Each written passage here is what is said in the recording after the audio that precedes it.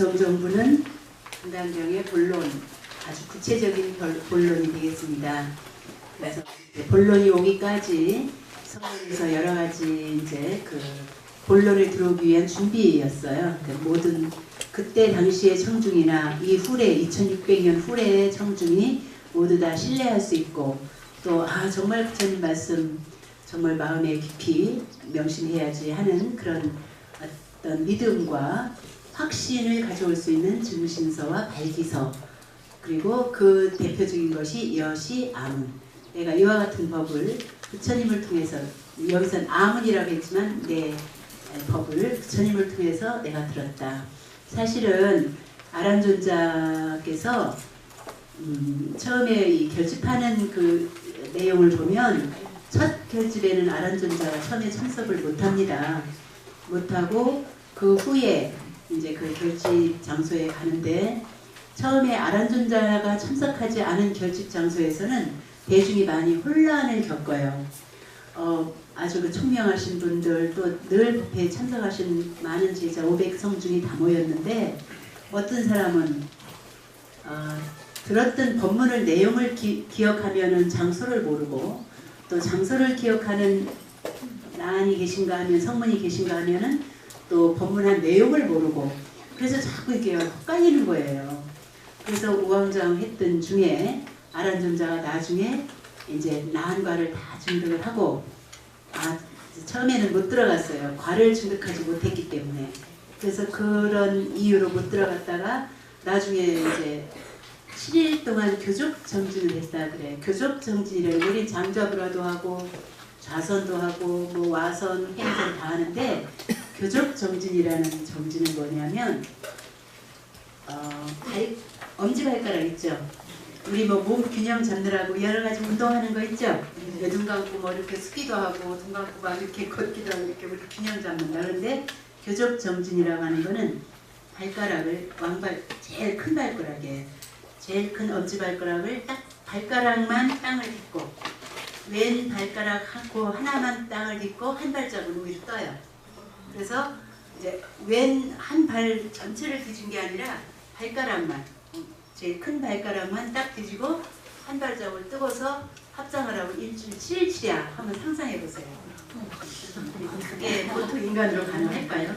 잠시 한 발만 딛고서도 한참 눈 감고 서 있으면 어려운데, 제일 큰 발가락만 딛고 7일치야 정진, 교적 정진을 했다. 이렇게 이제 기록이 있습니다. 그렇게 정진을 하신 후에 과를 증득하시고 이제 갔어요. 결집 장소에 가서 저도 뒤로 보내주십시오. 저도 과를 증득했습니다. 그랬더니 그렇다면 네가 스스로 알아서 들어와라 이럽니다. 그래서 저도 그 칠렵굴이라는데 그 경전 결집한 장소를 가봤지만 이렇게 바위가 이렇게 다 바위 굴이더라고요. 굉장히 큰 굴이었는데 자물쇠 이렇게 딱 잠궈놨는데 그 구멍을 통해서, 자물쇠 구멍을 통해서 아란존자가 들어가셨다 그래요. 들어가셔서 대중이 우왕좌왕 다 모여있는 500성중이 모여있는 대중에 이제 결집을 하기 위해서 법상에 딱 올라갑니다. 그랬더니 대중들이 보고 너무나 깜짝 놀라는 거예요. 그러면서 동시에 3가지 의심을 일으켰다 그럽니다. 여시아문에 관한 얘기예요. 동시에 3가지 의심을 일으키기를, 대중들이 다 바라보니까 너무 훤하게 잘생기신 거예요. 30 이상 80 조모를 갖추신 부처님 상호처럼 너무나 멋있고 환하게 그렇게 밝으신 분이 앉아 계시니까, 우리가 부처님 들어가신 후에 결집을 하려고 하니까 이렇게 기억도 잘 안 나고 허둥지둥하고 있으니 부처님이 안타까우셔서 부처님이 다시 오셨는가, 서가모니 부처님이 다시 오셨구나, 이런 의심을 했고요. 또 하나는 보니까 부처님하고 똑같이 생기셨고 부처님이신데 우리가 너무 이렇게 안타까워하니까 다른 지방에서, 타방에서 부처님이 오셨는가 의심을 해요. 그러니까 완전히 상호가 부처님이신 거예요. 3번째 의심은 아란존자가 선보를 했나. 모습이 막 아란존자는 부처님 모습하고 똑같거든요. 그렇게 훌륭하신 아주 장엄한 모습의 아란존자를 보고 아란존자님이 부처님이 되셨구나, 선보를 하셨나, 이렇게 이제 의심을 하는데, 그때 바로 아란존자께서 여시 아문이라고 그게 이제 부처님이 유언으로 말씀하셨잖아요. 모든 경륜을 결집할 때는 이것이 아문이라고 하라. 그래서 내가 이와 같은 법을 부처님을 통해서 내 귀로 내가 들었다. 이러니까 그 세 가지 의심이 한꺼번에 다 없어졌다는 겁니다. 아, 부처님이 오신 것도 아니고 부처님이 다시 살아오신 것도 아니고 타방에서 부처님이 오신 것도 아니고 아란존자가 성불한 부처님도 아니구나. 그냥 아란존자가 부처님을 통해서 이런 법문을 들으신 내용이구나 해서 의심이 다 한꺼번에 없어졌다는 이야기가 있습니다. 그렇게 해서 결집된 금강경. 그래서 앞에는 유에 대한 상에 대한 이야기였지만 이제부터는 이제 공에 대한 이치를 설하시려고 공에 대한 이치를 설하게 되는 경전을 결집하는 내용이 되겠습니다. 대승정종분 제3번째 부처님 불고 수고리 하사대 제보살 마하살이 응여시 항복기심이니 부처님께서 수고리에게 이르시기를 보살 마하살, 이 마하살은 마하라는 말은 크다, 큰 대자로 설명을 하죠. 여기는 보살은 보살인데 큰 보살이다 해서 마하살이에요. 그래서 이 큰 보살은 더 어떻게 설명을 할까? 큰 보살 이렇게 되지만 여기는 큰 삶을 사는 사람. 보살은 유정이라는 말도 있거든요. 사람인데 큰 삶을 사는 사람. 보통 유정들은, 보통 우리 같은 사람들은 일반적인 삶을 사는 사람들이라면 이 마하살은 큰 삶을 사는 사람. 어떻게 사는 게 큰 삶이에요? 나보다도 중생을 위해서, 한 중생을 위해서보다 여러 만 중생을 위해서 마음을 낸 사람을 마하살이다. 그 같은 그 마음을 항복할지니. 그 마음 항복한다라는 건 지난 시간에 여러 번 반복했습니다. 없앤다. 이제 그 마음을 이제 그거는 없어진다. 아주 억울하다는 생각, 잘못했다는 생각, 뭐 이런 좋지 않은 생각들을 모두 다 없앤다. 그 옹당이 이와 그 마음을 항복할지니. 소유 일체 중생, 지난 시간에 이제 그 중생의 종류들 모두 몇 가지였습니까? 구류 중생이었어요. 9가지고 오늘 한 가지 더 이제 복습할 일은 난생으로부터 난생, 태생, 습생, 화생. 난생, 태생은 뭐 잘 알로 나는 거, 뭐 태로 나는 거 대충 알 수 있고, 습생 여러 가지 세균도 이것도 다 생명이거든요. 세균이나 곰팡이 이런 거 습생. 화생.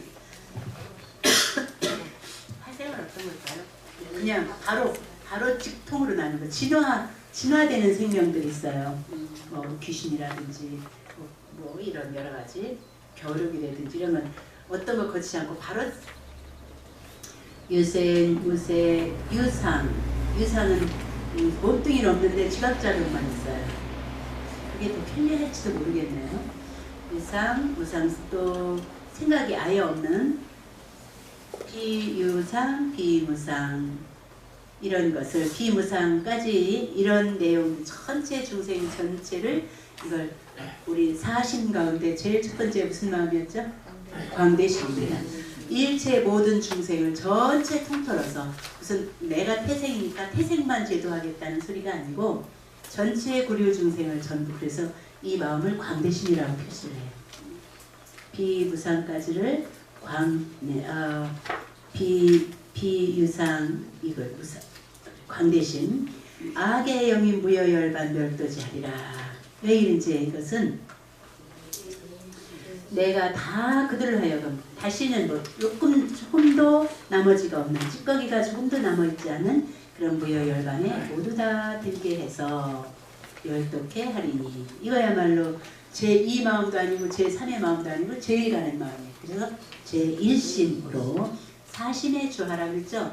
주사심 수육도 육바람을 닦는 것이 이제 이 응여시 주하며 응여시 항복기심하다 수행하는 내용이 그렇게 되는데, 일체 모든 전 중생의 행복을 나는 원하겠다.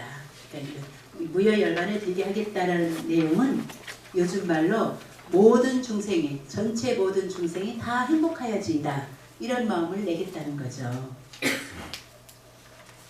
한 장 넘겨보세요. 26쪽에 난생이라고 하는 것은 지난 시간에 우리 여기부터 할 이제 차례로 남겨놨어요.